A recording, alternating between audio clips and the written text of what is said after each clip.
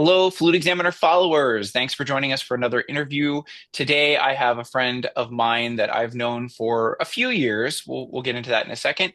Henry Bransdorfer. Welcome.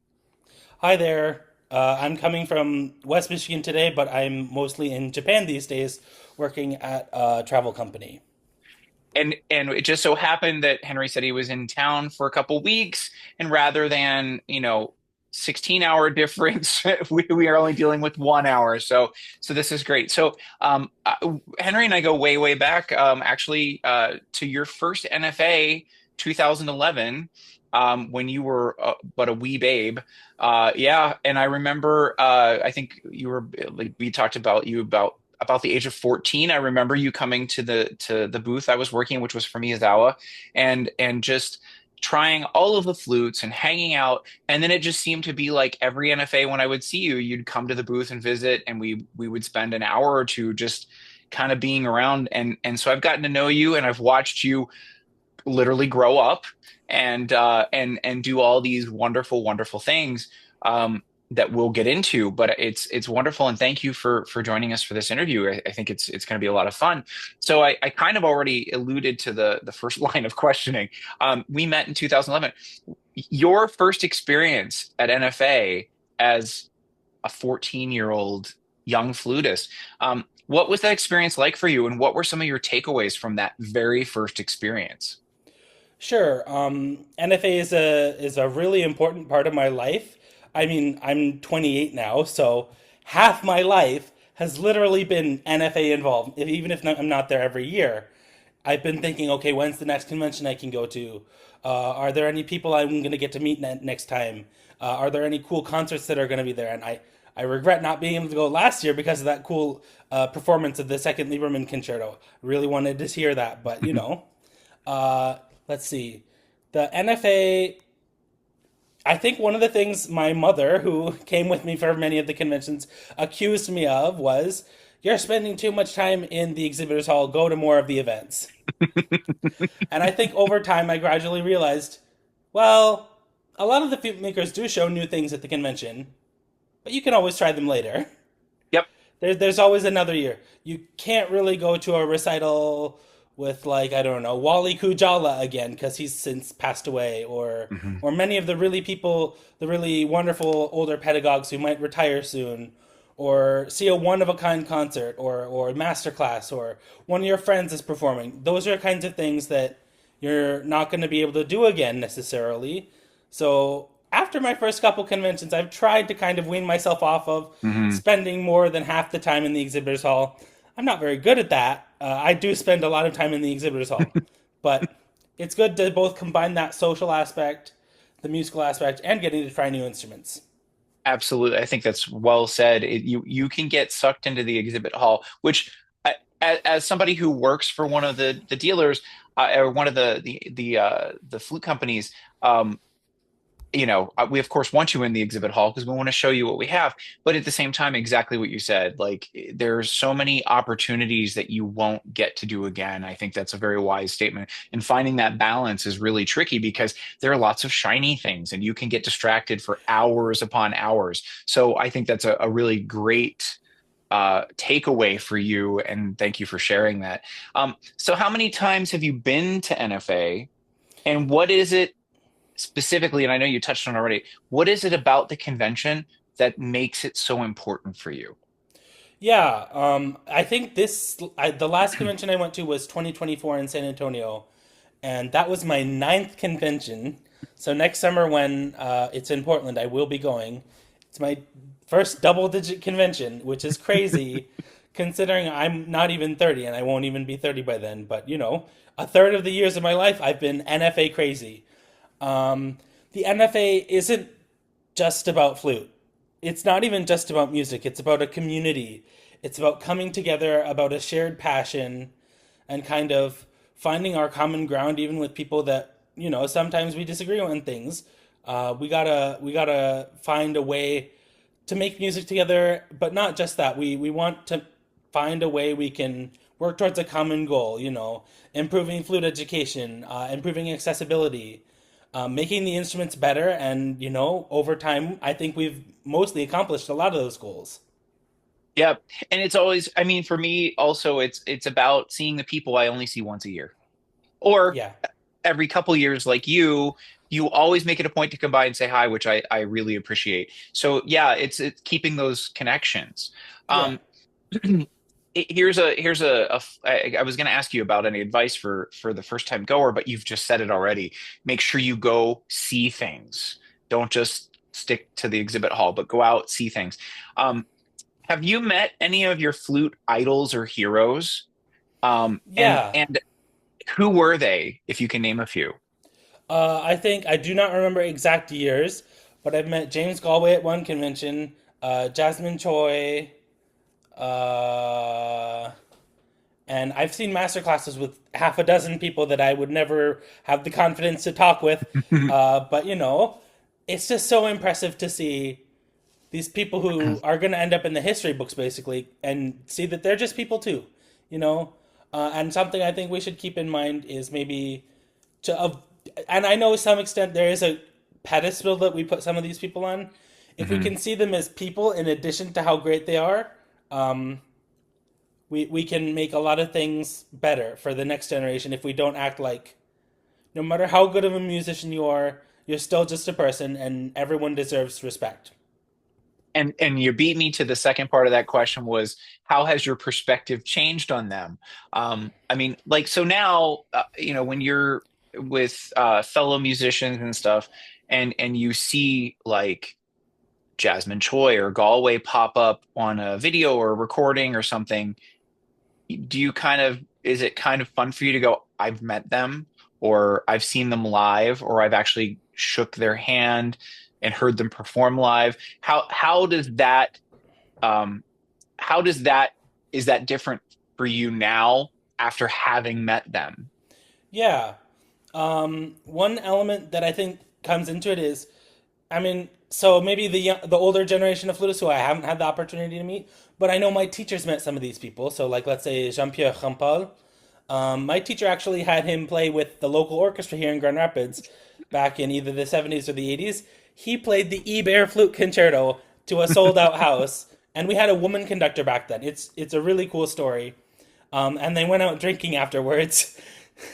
And getting to think, okay, these are the top people in our field, but they are just people at the end of the day, and we all make mistakes. There's never going to be a concert where you hear someone live and they're playing a piece of that caliber difficulty and everything is absolutely perfect. You have to recognize live music and recorded music are not the same. And Mhm. even the recordings, you can sometimes hear a blip here and there. I guess my point is more that it's really refreshing to see the personality kind of behind the art and kind of see how they link together.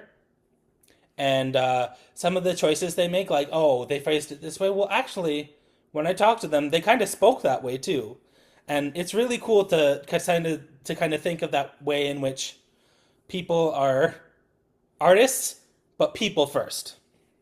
And I think what you hinted on just then about their the cadence of their speech and everything, how it does translate into some of their playing is a neat point. And I would like to point out that as a composer, that's something that you pay attention to. So that's a great segue for the next question. Tell us a little bit about what you've done, what your academic trajectory has been since I met you when you were 14, so that we can understand a little bit more about what you just said and how deep that actually goes about how someone speaks does translate into how they play. So tell us a little bit about your training, your background, and the things you've done over the years. Sure. So I started off meeting you when I was in high school or just graduated from middle school, I think. I actually ended up graduating from high school a year early than my starting kindergarten class. And it wasn't because I was a particularly good student. I ended up with like just under a 3 point, but I was very tired of high school. The bullies, the cliques, this and Yeah. that. And so I just said, well, I only have 2 classes left for next year. I'm going to test out of them and we're just going to get out of here. So I tested out of health and I don't remember the other one, like economics or something. Got decent grades on those test outs and I'm like, okay, bye. So then I go to a local university and it wasn't a good fit. I had some problems. Go to a different local university. I didn't even get into the flute studio at this second school, so I started composition studies there. Um, had some struggles there. They require, as most universities do in the U.S., that you play in an ensemble before you can graduate a certain number of semesters, even for composition majors. The person who decided which ensemble you would be in was the flute instructor, and so this led to a bunch of issues. I was not accepted into any of the ensembles. So I was like, okay. I gave it a year without playing in the ensembles. I'm like, okay, I'll practice really hard and maybe I'll be able to get into the mid-level band. And no. Uh, and then I later found out, and this is pretty normal, but some schools have a situation where they'll put the top flutist in both the top band and in the orchestra.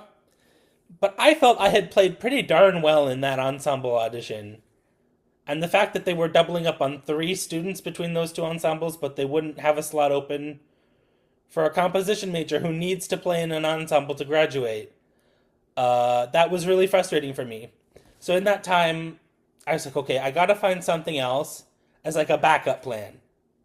And that's a common thread throughout my history. It's basically I gotta have a plan B in case something goes wrong.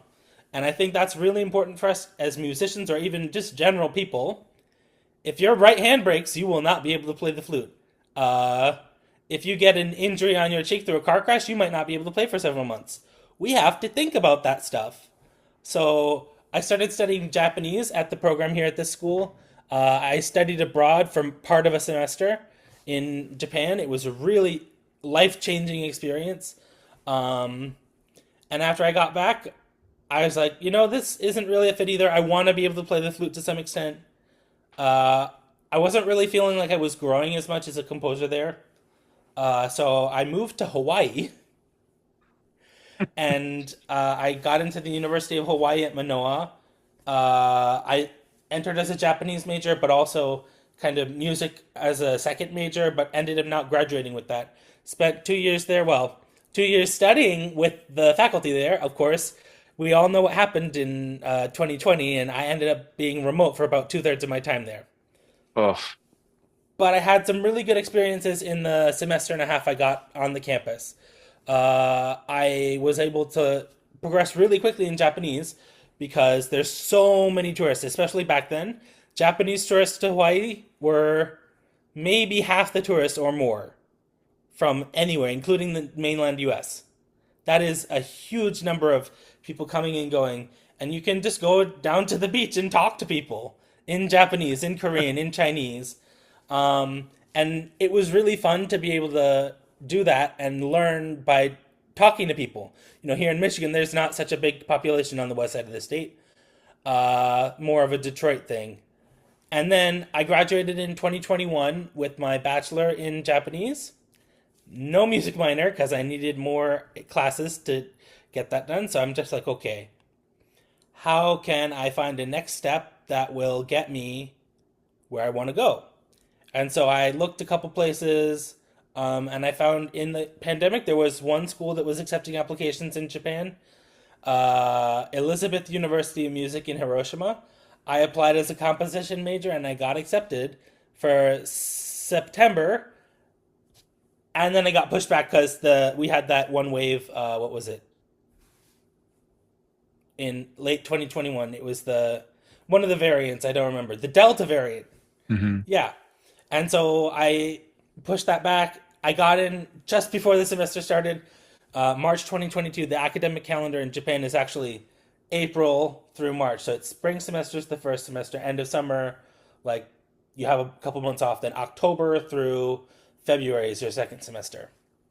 I had 4 years there. No, 4 semesters there. Got my master's. I studied composition, but I also got to play in local flute ensembles. I played the F bass flute, which if people don't know, it's in between bass flute and contrabass flute, but it's not in G like the alto flute. It's a ninth lower, and it's really hard because these instruments are so low. But this one had really bad response, and we found out about 2/3 of the way through that it's actually scaled to like A439 or something, and we were playing at 442. So I was playing all the way pushed in, and so of course my C sharp, C, B not so in tune, and so I was lipping up and down like no all get out. Um, but it was really an awesome opportunity. We had some concerts with local soloists. People come from Osaka, Tokyo. We did a new piece premiere by composer from in Hiroshima called what was it called? Rhapsodia. I don't remember the composer's name. I can give that to you later. And we actually played a piece that I wrote earlier, uh, which was really exciting. It was the second time it had been performed. That one was really, really fun opportunity. Some of my classmates at the end of the concert were gonna. They were not happy because it was very, very difficult. We had a student conductor. He did a very, very good job. He had maybe 2 months to prepare. This piece is like changing meters every bar in some of the movements. Uh, and he worked his tail off. We ended up with a really good recording. And I graduated in 2024. And yeah, after that, I started work at the travel company I'm working at right now. That was in March of this year, based out of the Tokyo area in Japan. It's just interesting to see, like, you go down the road, oh no, there's a detour. Well, that's not so bad. Let's try this, or let's try that. And if you don't have a backup option, you might feel stuck sometimes, like you're in a between a rock and a hard place. So I think it's really useful and helpful to just think in the back of your head, what else could I do to, and it doesn't mean you have to switch entirely. I switched flute to Japanese to composition. Well, actually, I'm doing all of them now. And there's nothing wrong with a career where you're doing more than one thing. And there's this just this stigma that you either perform or you teach. And many of us have done both, but then we find out there are other things that we can incorporate, like you have, repair, um, composition, like marketing, working for some of these larger companies in the music world. There's a whole world of accountants and marketing people and attorneys that do copyright law and and composition people with composition backgrounds who are doing the editing and the publishing companies. And so like there's all this other stuff that I think a lot of the younger students especially are still in that mindset of I'm going to be a principal in an orchestra or a college professor, and that's the blinders are on. What are some of the other, so Japanese became what was an interest that became more of a gateway to get you where you are now. What other extra musical interests of yours helped you as well? Yeah. So in terms of the Japanese, I started studying at my second university in Michigan. But actually, a few years afterwards, I had a head joint that got a little damaged by a repair person who didn't know exactly what they were doing. Lip plate had a dent in the left side. So he's like, oh, I'll just pull that back out. Riser comes off. And this was not a silver head joint. This was a 9K gold head joint. Oh, And the type of solder they used was not your normal kind. So I'm like, okay, well, what about looking at one of the specialty shops here in the area? I bring it to them. They're like, yeah, we'll take a look at it. We can't help. Good luck. They took about a month to try and fix it, and no dice. So I end up just as a last resort, I emailed the contact at the factory in Japan, and they're like, "Oh yes, we can fix that based on the pictures you've provided." And would you be okay doing a factory tour while you get your head joint fixed? And I'm like, "Yes, yes, yes," because I was already planning a trip to Japan. This is maybe 2016, 2017. I don't know which one. My sister and I go to Japan. This flute, I'll just say it's Altus flutes. They don't make the 9K head joint anymore. They Mhm. only offer silver, 14K, and 18K now. I get to the factory, and my sister and I are just there. It's this beautiful glass building in the middle of the wonderful mountain region of Nagano Prefecture, Japan. It's kind of like a Colorado type area. It's very mountainous, lots of nature, beautiful. Not so many big cities. We took the train there from Tokyo. It took about 3 hours, and one of the most stunning places I've ever been. You get into the factory. I got to meet the head honcho at that time. Mr. Tanaka had already retired by then, the founder and collaborator with the late William Bennett. So I talked to him a little bit in my Japanese. He's like, okay, well, let me look at the head joint. He's like, give us 15 minutes. And they take it to the back. I get to see the factory. There's a stringing room, there's head joints, there's tone holes, and they do both soldered and drawn in house. Uh, there was the mechanism for their more expensive models. It was really, really cool to see all this. They had a room where they did the plating, because Altus has got a lot of different models where they plate the whole thing in gold or platinum, or both. And it was just so cool. And the people were really nice, and that matters a lot too. Uh, I got upstairs, talked with the woman who was kind of helping translate sometimes if I made a speaking mistake, and her English was really impressive too. And at that time, I would say her English was quite a bit better than my Japanese, but I wanted to practice. So I was like, okay, please let me use Japanese unless I say something that doesn't make sense, and then ask me what I meant. And yeah, we get there, we have some tea for a minute, and they bring the head joint back out, completely good as new. They even replaced the head joint cork for me. That And I was asked how nice. much, yes, I asked how much they were going to charge for this, and they said, no, no, no. You are part of the Altus family, no charge. And I'm like, well, but, and they're like, no charge. So that was a wonderful experience, um, and I'll never forget it. And you got again more Hmm. emphasis on your interest in Japan and Japanese, and you actually just your networking and your connecting with people gave you an opportunity to see something you may not have seen in the past. And like you said, you never know what's going to happen, so you have to have a backup plan. And when that head joint broke, you had some bad experiences that led to a really good one. So I think that's a Yeah, really wonderful takeaway from that. Um, how with you living in Japan, how is the music scene there different than the US? yeah. Um, I think as a student, it was quite open and people were willing to talk and collaborate and everything. Uh, After you're done being a student, if you don't know people, it can be quite tricky. And most of the people I know in the industry are from the west side of Japan, so Hiroshima, a couple of people in Osaka, a couple of people in Fukuoka. Tokyo, it's been pretty hard. I haven't had almost pretty much no opportunities have come my way. Of course, I haven't actively searched them out, but occasionally someone from my old school will come and be like, "Oh, we need an arrangement for this. Can you do it?" And I'll talk with them about it. I did get to go to a couple concerts in Tokyo that were really, really exciting. My professor from Elizabeth, he recently had his flute concerto premiered in Tokyo. It was for flute and wind ensemble. It's a really interesting piece. It's about a type. He writes music. He draws a picture of a type of species of animal, and then he writes music about that animal. Oh, He is cool. really, really cool in that sense. He wrote this piece called what is it?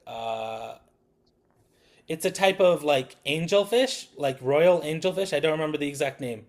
It starts out like black and white colored with kind of spirally shapes on the body, and it's four movements. The flutist comes out on stage with a dress that's black and white and has spirals. Plays the first two movements, has the flute section unhook some sections on her dress, whoosh, and it's the adult form of the fish now. It's blue and yellow Oh, cool. with straight stripes. It was so cool. And the piece itself was really wonderful too, about 18, 19 minutes. Pretty lyrical, not angular and sharp like much of our contemporary repertoire can be. And not to say that I don't like the angular and sharp stuff, it has its place. But it was very accessible. And I think having that kind of visual aspect to go along with it can really bring the audience in a way that sometimes if we're just all serious, wearing black tie and a tuxedo, it can feel a little too stodgy to some people. It can separate Yeah, separate you from yeah, it puts your a audience. wall. Hmm. Yeah, and that concert was great. I also got to participate in the Japan Flute Convention this year, where I played in the piccolo competition. The first round work was Telemon Fantasy, either A minor or F sharp minor. I heard no one play the F sharp minor because it's quite a bit more uncomfortable for the Hmm. fingers, as many people can assume. Um, I talked with the judges afterwards. They said your counterpoint was as clear as crystal, but you made a couple mistakes, so we can't pass you, which is fine. There were about 80 people, and the first person who passed to the second round was the person after me. So that stings a little bit. And then you look at the people who passed to that round. I was like 50 or something, and they had 51, 52, 53. They all passed. I heard them warming up, and they're good, but I don't see that much of a gap. But I did make a big flub in part of it, and so I'm like, okay, I'll do it again next time. But Japan Flute Convention is only once every 2 years, so that's one disadvantage of that. But it's really cool to be able to kind of know the connections you have and try and expand from there. But I would say, in general, if you don't have those connections to begin with, it can be quite tricky. Yeah, and I love hearing your stories about that represent just how resilient you are with any setbacks. You're like, well, I'm not going to accept that. I'm finding a way around it, and just the fact, like, that you can say, no, I did flub, but so it is what it is. But that's it's wonderful. You got great feedback about how you played it. It's your interpretation, so that's wonderful. Um, yeah, I think a lot of us can relate to that kind of scenario when we move to a new area. Until we network, we don't. The opportunities are limited until you start putting yourself out there just to even meet people. So I think that's a good takeaway from that is, you have to get to know people in order to, you just can't just walk into the area and suddenly everybody's handing you things. You got to Yeah. work for it, and you got to work for it in a way where you have to be polite, professional. So as far as and this is a really great question. What is your definition of being a successful professional musician? What does that look like?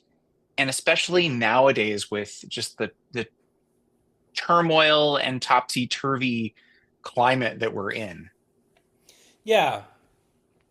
and being Um, international. yeah. So, of course, there's problems not that different in Japan, too. We have a new prime minister. I'll leave that talk for another day. But I think we have to recognize that the orchestra career or the teaching full time at a university is not in the cards for most of us. Uh, the number of jobs and the number of flutists, they add up, but it's going to add up to way more flutists and not so many jobs. So there's enough flutists. That's not a problem. Are there enough jobs? No.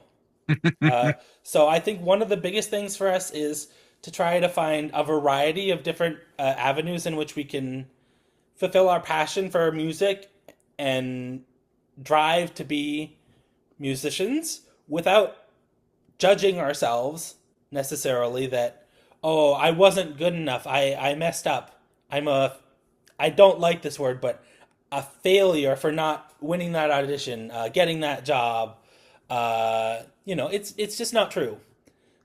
If that were the standard, then most of us would be failures, Hmm. and that's not, even if someone who's particularly negative wants to say that's true, is it a useful descriptor at that point if 99% plus are failures? I don't know. That I seems would like say it's not. it's a setup for failure. So I think, just considering like what you just said is the jobs on the teaching and the performing are very limited, and a very small percentage of people are going to get those, especially with the cutbacks of financial support. And a lot of universities are transitioning to adjunct part-time positions. So you need to find supplemental career work in the field or Or outside, outside, yeah. or adjacent. And so, just from our conversation, my own background, knowing your background, success does seem to come with being able to reinvent yourself to continue on the path. You can't just, um, what's the saying? You can't just keep doing the same thing and expect different results. So you have to be able to be resilient and reinvent to keep going to meet your goals. And those goals may change. And you may find something that's a side step into something that's an even more enjoyable aspect of the career of music. It's funny. I have to say too, because it goes along with the NFA. I used to look at NFA and all these famous people and go, oh my God, oh my God, oh my God, this is crazy. Like I used to listen to this person, I used to listen to that person, and then I started working at the conventions. Working for a flute company and as a technician, and then those famous people, some of them know my name now, and it's a weird thing that to have, well, not anymore, but it was weird at first when some of these super well-known people know who I am through no reason, for my not from my performing, not but just because I'm a constant when they're there, we see each other. And to get to spend time with some of those well-known flutists, when you do realize they're just a person. And so and they're one of those that very small percentage of people who are the international soloist and maybe a college professor. But yeah, so I think you're a great example of resilience, not taking no for an answer, and reinventing yourself until you get where you want. You're a great representation of that. So I appreciate you sharing that. Do you have any other career opportunities or projects that are music related on the horizon? I know you'd mentioned one. Did you want to talk about that a little bit?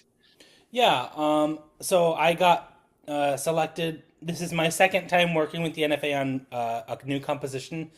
So briefly, in 2018, they had, I don't remember the name at the time. I think it's like Flute Choir Composition Competition. Has Something since like been that, yeah. renamed Call for Scores. Um, and I was picked in 2018 with my piece called Something, ellipses. Uh, the saying from, I think it's the UK, something old, something new, something borrowed, something blue. And I wrote a short piece for flute choir, a little potpourri overture to start it. It was quite a fun opportunity. I just submitted it, and I was like, I don't think I'm going to get picked. I was 21, and somehow they picked me over all these other people. And I can remember the day I was in Japanese class, and my teacher's like, Henry, what's wrong? And I started crying. And I was like, can I go out in the hall and call my mom? And she's like, okay. And my mom and I just celebrated for a few minutes. I go back in, and she's like, what happened? And I'm like, oh, Bubba, I got picked for this thing. And she's like, stay in class next time. What a strict teacher. But I got to go to the NFA convention that year in Orlando, Florida. My grandmother from who lives in South Dakota actually.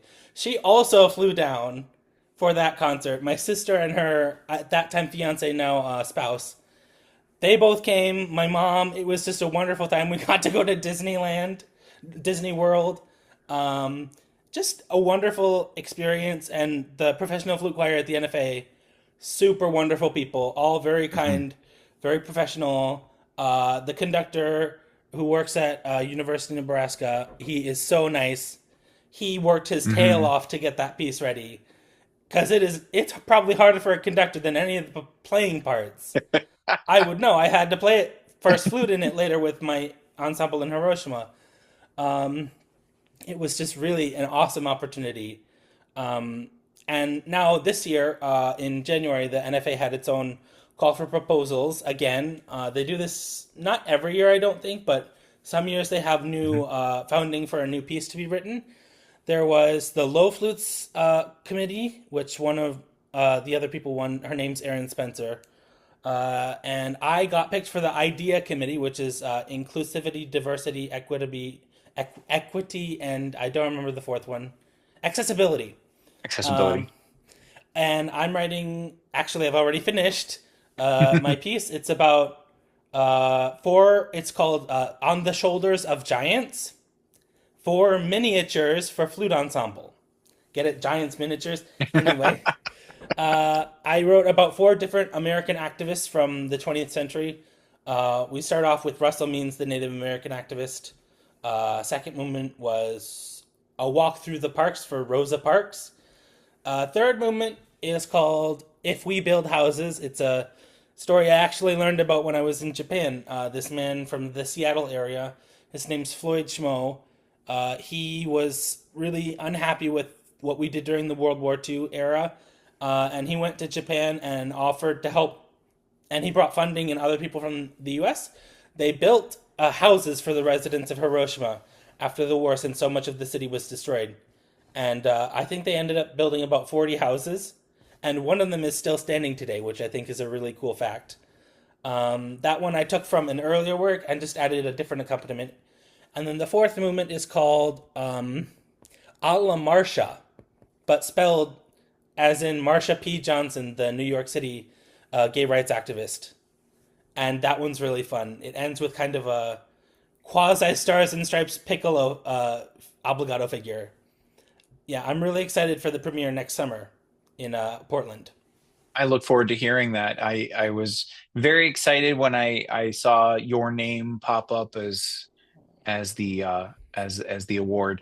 So, and I specifically is one of the reasons I reached out to you because um, Aaron was one of our previous month interviews, so I was nice to be able to bookend and get both of you guys on here to talk to you about it because you're both such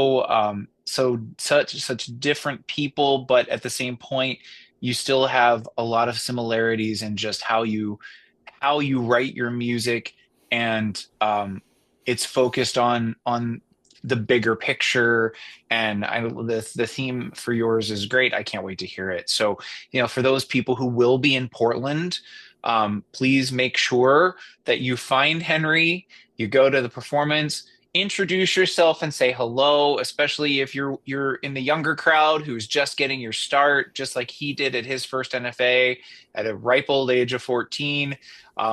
Yeah, it's hard to believe that that's how young you were when we first met. It's crazy. It's crazy. So, do you have any other big projects on coming up? Last looks. What do you have that you'd like to tell us about before we have to go? Yeah,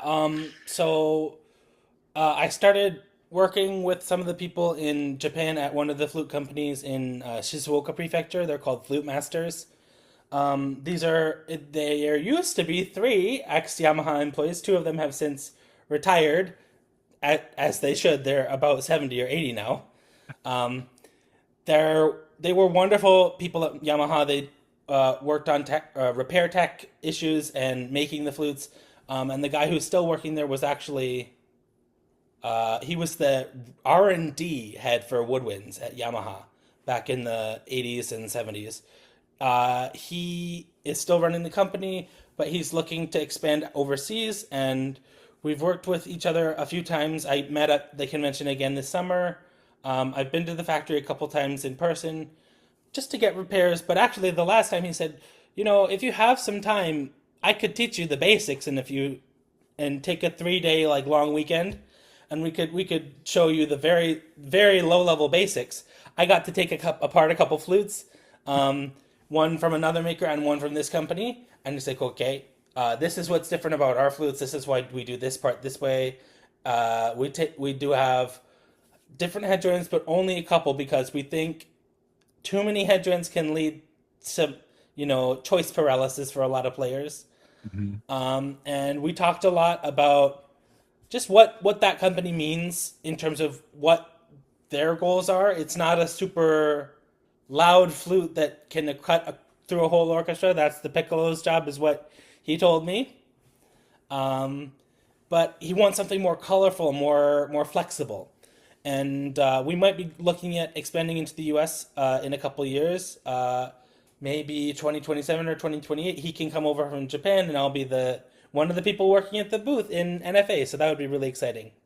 Wonderful. So again, you've reinvented yourself and crossed over and meshed a whole bunch of things and took one opportunity with a course in Japanese that's now bridged that gap and brought you a lot of success in the field of music.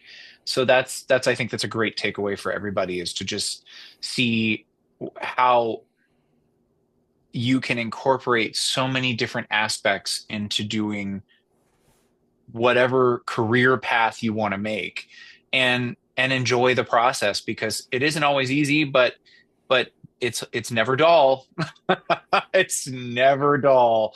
But yeah, so now I guess it sounds like I'll be waving at you from across the exhibit hall at some point in the near future. My, Yeah, how far you've come. So yeah, and do you have are there video like other YouTube recordings of the pieces you've written or some of the compositions? Because if so, we'll share them in the article when we publish. I'll get that stuff from you later, but I'm sure some sure. of our listeners would love to hear that. And we'll talk and get that coordinated before it gets published. But no, thank you so much for taking your time. I'm glad I could catch you before you head back to Japan.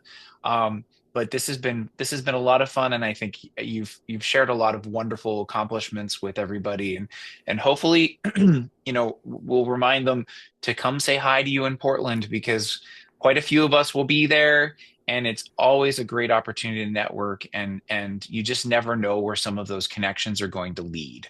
So Yeah, with that being said, Henry, thank you so much for taking your time out of your visit to the US to let me chat with you a little bit and share your accomplishments. So we appreciate you and look forward to seeing what you do in the coming years. yeah. Thanks so much for having me. You bet. All right, everybody, we'll catch you on the next one. Take care. Bye.